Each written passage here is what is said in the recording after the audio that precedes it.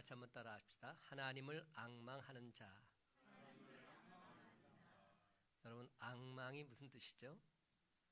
앙망은 우러를 앙자에다 바랄 망입니다. 하나님을 향해서 우러러보고 바란다는 뜻입니다. 여러분들 그 예배 자리에 나오셨는데 여러분들 그런 마음으로 지금 이 자리에 나오셨습니까? 아멘. 근데 제가 이렇게 여러분들 보면 참 피곤하다 이런 것이 얼굴에 쓰여 있는 것 같아요. 나 피곤 이렇게 써 있어요. 그래서 말씀을 전할 때마다 제가 말씀 오늘은 좀 짧게 해야지 이런 생각이 문득문득 듭니다. 왜냐하면 너무도 피곤한 모습을 보게 되기 때문에. 여러분, 현대인들은 몹시도 피곤에 지쳐 있습니다. 그런데 문제는 이는 그리스도인들이라고 해서 예외가 아니라는 것이죠. 사랑하는 성도 여러분, 우리는 하나님의 종, 위대한 종 엘리야를 너무나도 잘 알고 있습니다.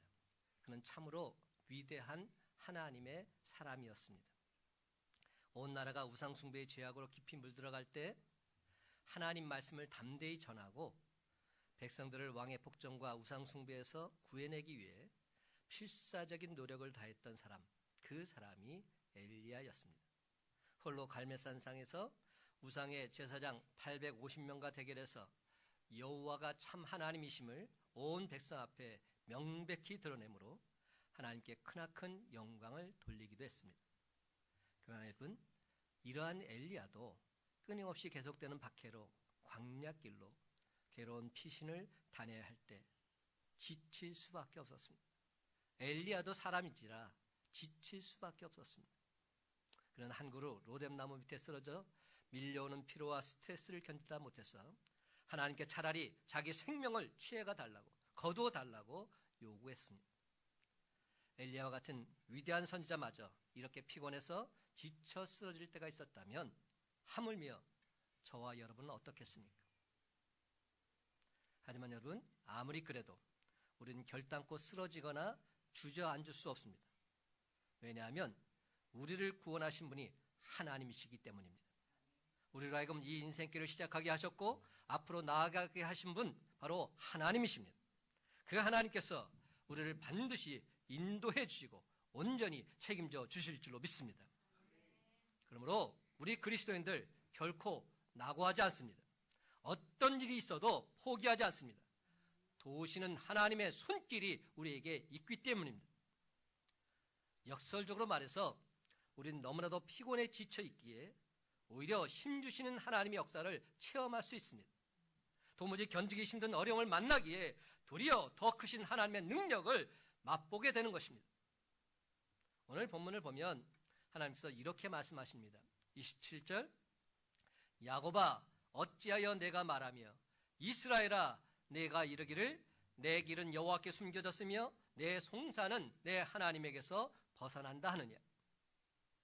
여러분, 이스라엘 백성들은 지금 자기들의 어려운 사정을 하나님께서 모르신다 하소연하고 있습니다.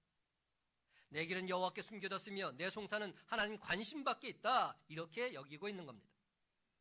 자신들은 지금 어려운 일로 인해서 지쳐 있는데 스트레스를 받아서 도저히 감당할 수 없는 상황인데 하나님께서는 전혀 도와주지 않으신다는 겁니다. 그런데 여러분, 어찌 생각해 보면 이것이 바로 오늘 이 시간 저와 여러분의 마음일 수 있습니다. 우리의 마음일 수 있습니다. 계속되는 어려움 앞에서 너무나 피곤하게 지쳐 쓰러질 것 같은데 하나님은 모르시는 것 같습니다. 나름대로 몸부림쳐 보고만 아무런 소용이 없습니다. 하나님께서 내 이 억울하고 힘든 사연 전혀 무관심하신 것만 같습니다. 그래서 지금 우리는 너무나도 피곤해 지쳐 있는지도 모릅니다. 그렇다면 여러분, 우리는 이러한 피곤함을 과연 어떻게 극복해 나갈 수 있을까요? 우리는 하나님에게서 그 답을 찾아야만 합니다. 첫째로, 하나님은 피곤하지 않으시기 때문이지요. 우리는 피곤하지만 하나님은 결단코 피곤하지 않으십니다. 한번 따라 하십시다. 하나님은 피곤하지 않으십니다. 28절과 29절 말씀 함께 있습니다. 28절, 29절 시작. 너는 알지 못하였느냐, 듣지 못하였느냐, 영원하신 하나님 여호와 땅끝까지 창조하신 자는 피곤하지 않으시며 곤비하지 않으시며 명철이 한이 없으시며 피곤한 자에게는 능력을 주시며 무능한 자에게는 힘을 더하시나니. 아멘. 여러분, 우리가 믿는 하나님은 정말이지 이처럼 위대하신 분이십니다. 근데 더 놀라운 사실은 바로 그 하나님께서 저와 여러분을 당신의 자녀 삼아 주셨다는 겁니다. 전능하신 하나님께서 바로 저와 여러분의 아버지라는 사실입니다.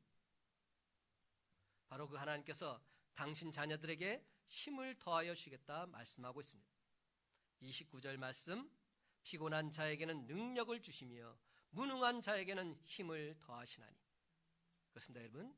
피곤한 자에게는 능력을 주시며 무능한 자에게는 힘을 더하신다 약속해 주셨습니다. 하나님께서 피곤한 당신 백성들에게 힘과 능력을 더하여 주신다는 약속의 말씀입니다. 엘리야를 다시 한번 생각해 보십시다. 그는 계속되는 박해를 피해 다니다가 광야 한 그루 로뎀나무 아래에서 지쳐 쓰러졌습니다.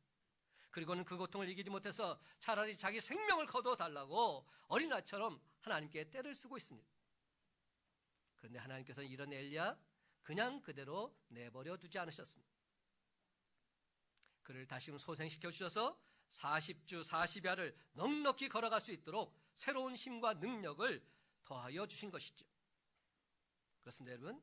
우리가 믿는 하나님은 저와 여러분이 주의 일 하다가 힘이 없을 때 너희들은 이제 더 이상 소용없다, 너희들은 나를 위해서 아무것도 하지 못하는구나, 이렇게 말씀하지 않으십니다. 단순하게 왜 이렇게 되었느냐 힘을 내거라 위로하시는 것도 아니십니다. 하나님께서는 실제로 감당할 힘과 능력을 더하여 주심을 믿으시기 바랍니다.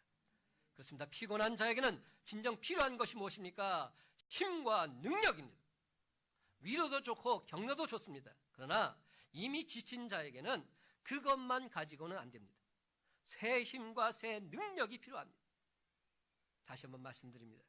우리가 믿는 하나님은 단순히 우리를 위로하거나 격려하시는 분 정도로 끝나지 않습니다. 그것만 가지고는 아니 됩니다. 우리를 승리할 수 있도록 힘과 능력을 주시는 분이 우리가 믿는 하나님이신 줄로 믿습니다. 영원하신 하나님 여호와, 땅끝까지 창조하신 이는 피곤하지 않으시며 곤비하지 않으시며 명철이 한이 없으시다 분명히 말씀합니다. 그렇습니다. 하나님은 피곤하지 않으신 분이십니다. 하나님에게는 무한한 힘과 능력이 있으십니다. 왜냐하면 하나님은 모든 힘과 능력의 원천이 되시기 때문이죠. 하나님께서 바로 그 힘과 능력을 당신의 살아가는 백성들에게 주시겠다 말씀하고 있는 겁니다. 근데 여러분, 하나님 말씀을 읽을 때 좀 이상하다는 생각이 들지 않으십니까? 하나님께서 피곤한 자에게는 능력을 주시며 무능한 자에게는 힘을 더하시겠다는 이 말씀보다는 하나님께서 피곤한 자에게는 힘을 주시며 무능한 자에게는 능력을 더하시겠다, 이렇게 말해야 더 맞지 않겠습니까? 문맥상으로 볼 때 무능한 자에게는 능력을 더하신다, 이 말이 맞지요. 이렇게 하나님 말씀의 은혜 받기보다는 문맥만 가지고 따지고 있는 저에게 하나님은 이런 말씀을 주셨습니다. 대성아, 내 모습은 마치 21세기 바리새인과 서기관들과 똑같구나. 나는 너에게 필요한 능력도 주고 힘도 주는 하나님이란다. 내가 너에게 뭔들 못 주겠니? 참으로 피곤하지? 도대체 뭘 어떻게 해야 할지 잘 모르겠지? 내가 다 책임져 줄게. 대성아, 나만 믿고 온전히 나를 따라오지 않겠니? 저는 얼마나 기뻤는지 모릅니다. 얼마나 감사했는지 모릅니다. 그렇군요. 내가 믿는 하나님은 내게 필요한 능력 주시고 내게 필요한 힘도 주시는 그러한 분이시구나.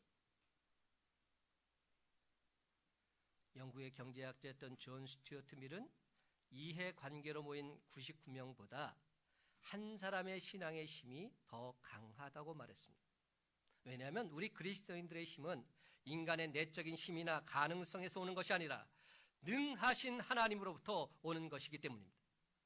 그렇다면 여러분, 믿음이란 과연 무엇일까요?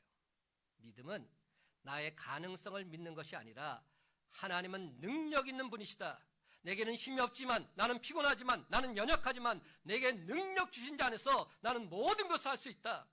바로 이 사실을 믿는 것이 진짜 믿음인 것입니다. 사랑하는 성도 여러분, 우리 인간은 꿈이 없을 때 피곤에 지치게 됩니다. 꿈을 가진 사람에겐 열정이 생깁니다. 힘이 생깁니다. 하지만 꿈을 버린 사람, 밤낮 지쳐서 움직일 수조차 없게 됩니다. 꿈이 없는 사람은 모험을 모릅니다. 섬길 줄도 모릅니다. 늘 삶이 단조롭습니다. 그냥 그렇게 하루하루를 안일하게 살아갑니다. 그러다 보니까 옆에 있는 사람들까지 피곤하게 만드는 사람이 바로 꿈이 없는 사람이지요. 하나님께서 우리 모두에게 놀라운 복음의 능력을 주셨는데, 이런 희망, 이런 믿음을 우리 모두에게 주셨는데 왜 우리는 여전히 피곤에 지쳐 있을까요? 다시 말씀드립니다. 하나님과 더불어 꿈을 꾸지 않을 때 우리는 피곤에 지칠 수밖에 없습니다. 그러나 여러분, 우리가 하나님의 비전을 꿈꾸게 되면 나도 모르게 샘솟는 새로운 열정을 억누를 길이 없습니다. 지금까지 생각지도 못했던 아이디어들이 번쩍번쩍 떠오르게 될 것입니다. 누군가를 사랑하고 싶은 욕망이 불일 듯 일어나게 될 것입니다. 새로운 용기들이 불끈불끈 용솟음치게 될 것입니다. 여러분, 왜 현대인들이 피곤에 지쳐 있을까요? 여러 가지 이유가 있겠지만 가장 큰 이유는 부정적인 생각 때문입니다. 부정적인 언어 때문입니다. 그런데 우리가 믿는 하나님께서는 이런 것들로 인해서 피곤에 지쳐있는 저와 여러분에게 분명히 말씀하십니다. 내가 너와 함께 하겠다. 내가 너를 지켜주겠다고. 그렇습니다. 피곤한 자에게는 능력을 주시고 무능한 자에게는 힘을 더해 주겠노라 분명히 약속하고 계십니다. 한때 건강 강연을 하고 다녔던 이상구 박사의 글에 보면 내가 만난 하나님은 어떤 분이신가 라는 글귀가 있습니다. 그가 만난 하나님은 쓰레기통과 같은 하나님이다 이렇게 정의하고 있어요. 하나님을 향해서 쓰레기통이라니. 여러분, 인생을 살다 보면 내가 버릴래야 도저히 버릴 수 없는 무거운 쓰레기 같은 짐들 분명 짊어지고 살게 됩니다. 씻을 겨를도 없이 쌓아왔던 아픈 마음과 번민과 고통 그냥 그대로 안고서 살게 되는 것이지요. 용서하고 깨끗하고 시원한 마음으로 살아가고 싶은데 용서가 되질 않는 겁니다. 원수된 사람들이 내 마음을 자꾸만 괴롭힙니다. 난도질을 합니다. 그래서 늘 언제나 근심과 걱정이 내 안에 가득가득 쌓여져 있습니다. 그러다가 결국엔 쓰레기 같은 이런 문제들 가지고 하나님 앞에 나옵니다. 하나님, 이 쓰레기 맡아주십시오. 이 고통의 쓰레기 맡아주십시오. 인생의 쓰레기 맡아주십시오. 근심과 걱정의 쓰레기 맡아주십시오. 하나님! 주님 앞에 그 쓰레기를 다 내려놓으면 하나님은 한 번도 그 쓰레기를 되돌려주지 않으시고 우리의 모든 문제를 맡아서 완벽하게 해결해 주시곤 하셨노라 그는 고백하고 있습니다.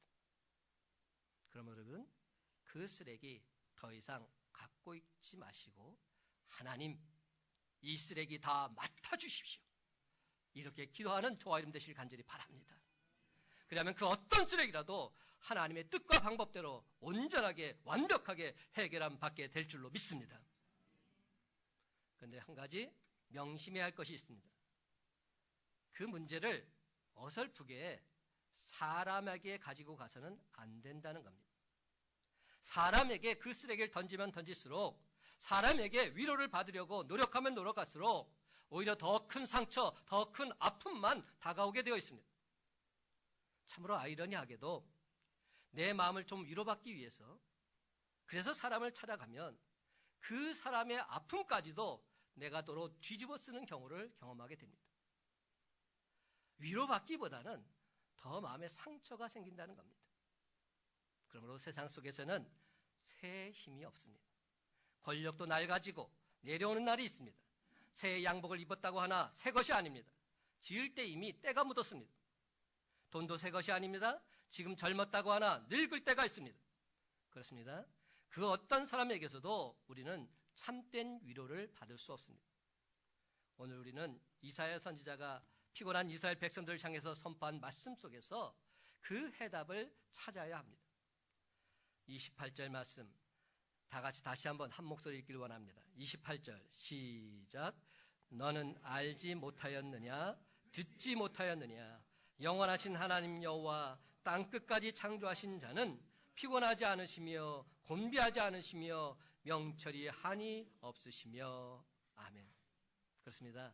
영원하신 하나님 여호와 땅끝까지 창조하신 자는 피곤하지 않으십니다. 곤비하지 않으십니다. 명철이 한이 없으십니다. 그러므로 사랑하는 성도 여러분, 스스로의 힘으로는 도무지 해결할 수 없는 막다른 골목에 부딪혀서 피곤에 지쳐서 견딜 수 없을 그때마다 피곤하지 않으시고 곤비하지 않으시며 명철이 한이 없으신 하나님께 나와서 온전하게 해결함 받으시기 바랍니다. 그래서 지혜와 명철의 근본이신 하나님으로부터 참된 위로와 평강을 맛보며 살아가는 저와 여러분의 삶이 다 되시기를 예수님의 이름으로 간절히 축원합니다. 두 번째로, 그 하나님을 우리가 앙망해야 합니다. 오늘 말씀의 주제입니다. 다 같이 한번 따라 하십시다. 하나님을 앙망해야 합니다. 30절과 31절 상반절 함께 있습니다. 시작.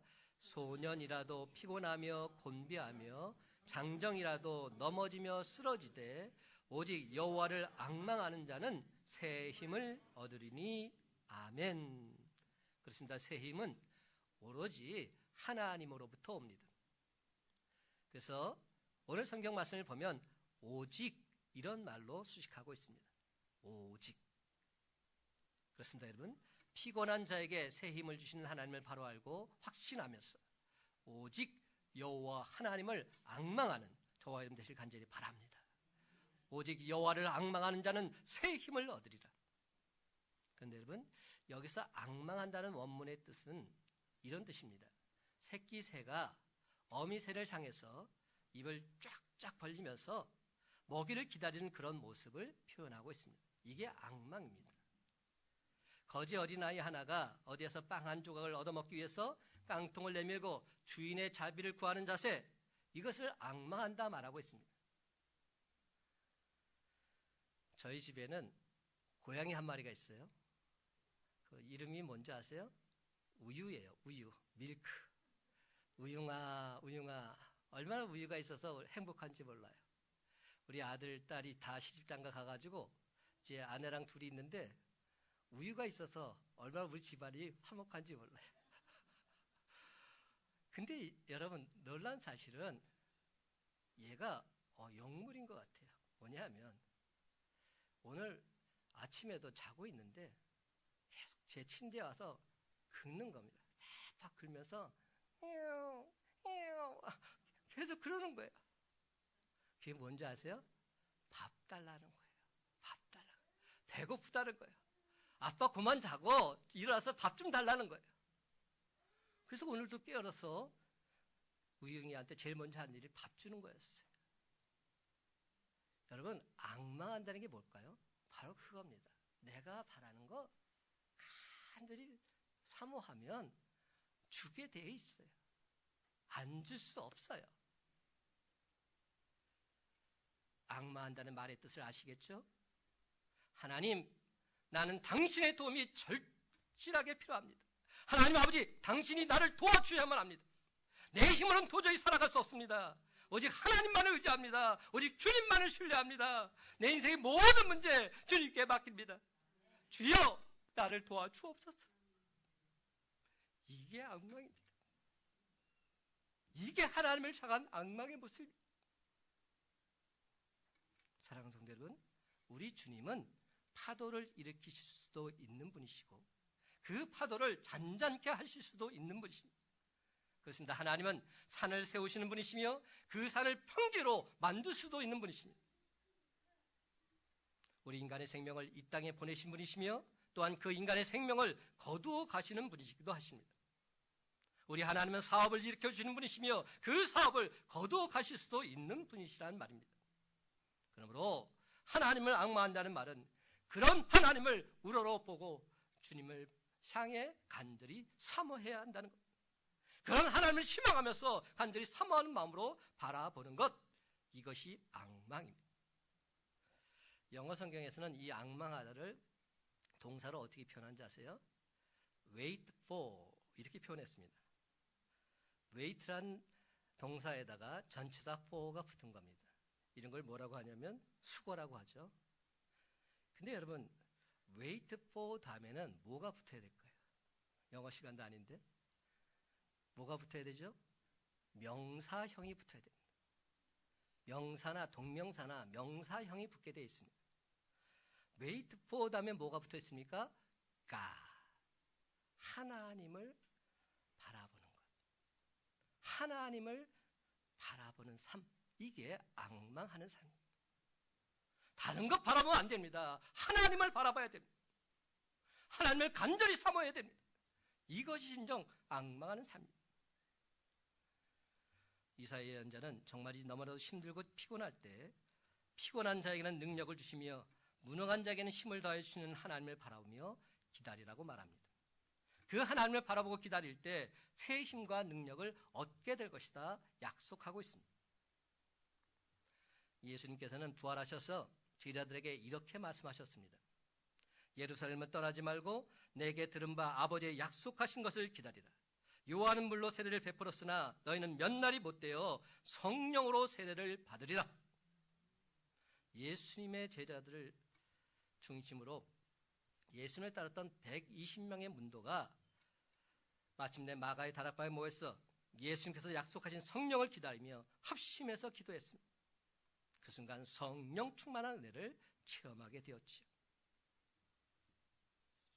성령 충만함을 받고 나서 그들은 그 어떤 핍박이나 그 어떤 고난의 어려움 속에서도 피곤함을 모르고서 담대히 주의 복음을 전할 수 있었습니다. 그렇습니다. 그들은 또한 안진뱅이를 일으키고 죽은 자를 살리는 예수 그리스도의 기적을 행하게 되었습니다. 하나님 나라를 당당하게 선포할 수 있었습니다. 여러분, 세상 사람들은 너무나도 피곤하고 지치고 힘들 때 새로운 힘을 얻기 위해서 휴가를 내지요. 그리고 재충전의 장소를 가서 안식을 누리곤 합니다. 그러나 우리에게 있어서 새로운 힘을 얻는 장소는 어디일까요? 다른 곳이 아니라 하나님을 바라보고 기다리는 주의 성전, 바로 이것이 되어야 할 줄로 믿습니다. 여러분, 새로운 힘과 위로와 평강을 누리는 곳이 다른 곳이 되어서는 안 됩니다. 주님을 만나는 곳, 이곳이 되어야 됩니다. 그렇습니다. 다른 곳이 아닌 예수 그리스도와 함께 숨쉬고 호흡하는 이 성전이 되어야 됩니다. 우리를 다루시고 만져주시는 성령님이 임재하신 이 성전이 되어야 합니다. 오직 여호와를 앙망하는 자는 새 힘을 얻으리라. 그런데 여러분, 우리가 주님 앞에 찾아왔을 때 주님께서 우리에게 주는 새 힘이란 과연 무엇일까요? 여호와를 앙망하는 자에게 하나님 말씀을 통해서 새 힘과 능력을 주십니다. 그렇습니다. 하나님 말씀은 모든 문제를 물리칠 수 있는 양날선 칼과도 같습니다. 또한 하나님께서는 성령을 우리에게 선물로 주시겠다 약속해 주셨습니다. 그렇습니다. 여러분, 성령은 활활 타오르는 불과도 같아서 인간의 온갖 쓰레기를 태워서 소멸시켜 주십니다. 이와 함께 주님 전에 찾아올 때마다 산을 옮기는 굳건한 믿음을 더하여 주십니다. 그러므로 사랑하는 성도 여러분, 지치고 피곤한 우리의 자리가 주의 성전에서 하나님을 앙망하는 자리, 하나님을 기대하는 자리가 되기를 간절히 바랍니다.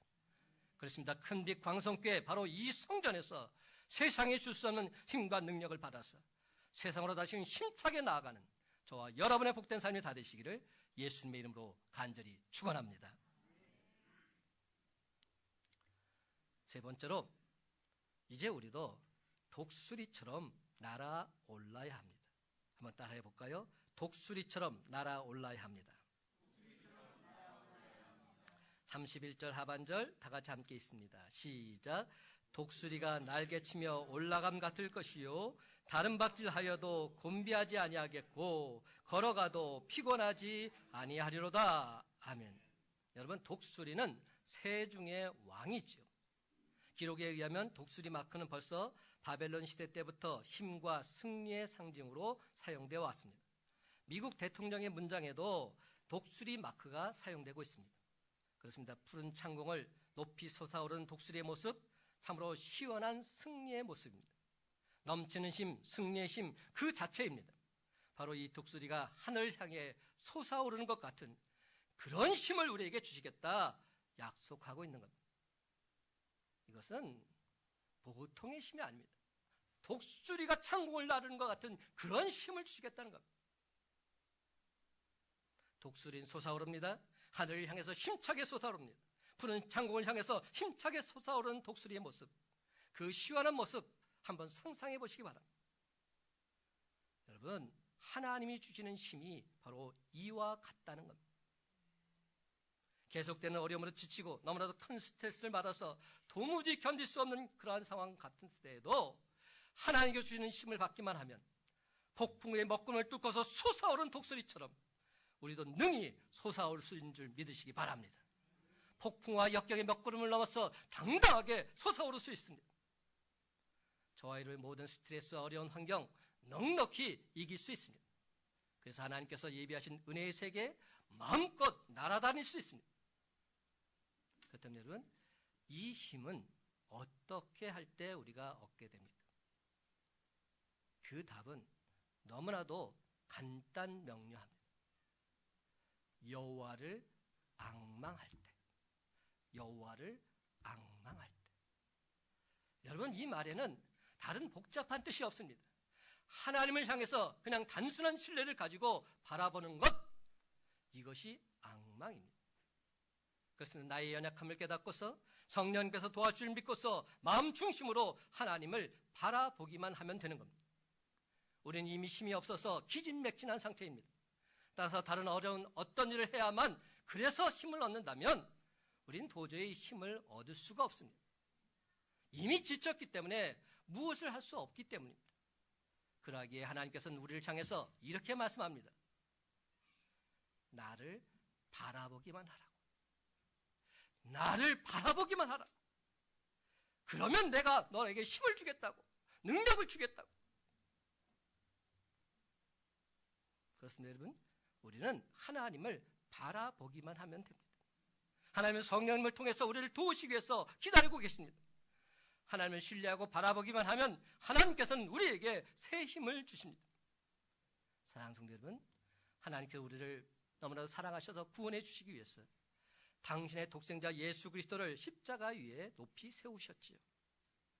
그리고는 죄로 말미암아 멸망 가운데 처해 있는 저와 여러분 모두에게 하나님의 약속이 주어졌습니다. 어떤 약속입니까? 누구든지 그를 쳐다보기만 하면, 그를 믿기만 하면 영생을 얻게 된다는 약속의 말씀입니다. 쳐다보기만 하면, 내가 죄인인 줄 알고서 믿음으로 예수 그리스도를 바라보기만 하면 구원을 얻게 된다는 단순한 진리의 말씀이죠. 그렇습니다. 우리가 바라보기만 하면 영생을 얻습니다. 근데 세상 사람들 끝까지 바라보지 않고 죽어가고 있습니다. 여러분, 오늘 여기 또 하나의 복된 약속의 말씀이 있습니다. 여호와를 앙망하기만 하면 새 힘을 주시겠다는 겁니다. 여호와를 앙망하라. 하나님 저와 여러분에게 왜 피곤해하느냐 그 이유를 묻지 않으십니다. 어쩌다 그렇게 되었느냐 따지지 않으십니다. 누구를 막론하고 어떤 이유든지 간에 피곤하고 지친 인생 하나님을 바라보기만 하면 하나님께서 새 힘을 주시겠다 약속하고 있습니다. 그러므로 여러분, 하나님을 바라보시기 바랍니다. 성령님을 의지하시기 바랍니다. 성령님은 지금도 저와 여러분 곁에서 힘을 주시기 위해서 기다리고 계십니다. 그런데도 여러분, 왜 하나님을 바라보려 하지 않으십니까? 다시 한번 분명히 말씀드립니다. 환경 바라보지 마십시오. 자기 자신 바라보지 마십시오. 환경을 바라보고 자기 자신을 바라보고 있는 한 소망은 있을 수 없습니다. 오로지 하나님을 바라보시기 바랍니다. 그래서 시편 기자는 이렇게 외치고 있습니다. 시편 42편 11절 말씀, 내 영혼아 내가 어찌하여 낙심하며 어찌하여 내 속에서 불안해하는가. 너는 하나님께 소망을 두라. 나는 그가 나타나 도우심으로 말미암아 내 하나님을 여전히 찬송하리로다. 여러분, 세상 사는 게 고통과 괴로움의 연속이십니까? 너무 지치고 힘들어서 아예 영영 쓰러져 버리고 싶으십니까? 사랑하는 성도 여러분, 바로 그 순간 새 힘과 능력을 주시는 하나님을 앙망하시기 바랍니다. 오직 믿음과 신뢰를 가지고 성령님께 의지하시기 바랍니다. 그러면 하나님께서 크신 능력 더하여 주실 줄로 믿습니다. 푸른 창공을 향해서 힘차게 날아오는 독수리처럼 놀라운 힘 허락해 주실 줄로 믿습니다. 이제 말씀을 맺습니다. 사랑하는 성도 여러분, 우리는 하나님께서 주시는 힘과 능력으로 모든 역경, 모든 어려움 넉넉히 이길 수 있습니다. 먹구름을 뚫고서 저 높은 은혜의 세계로 마음껏 비상할 수 있습니다. 그렇습니다. 여러분, 오직 주만 바라볼 때 하나님께 주신 새 힘과 능력을 가지고 독수리처럼 더 높이 더 빠르게 날아오르는 저와 여러분의 복된 삶이 다 되시기를 예수님의 이름으로 간절히 축원합니다. 기도하십시다.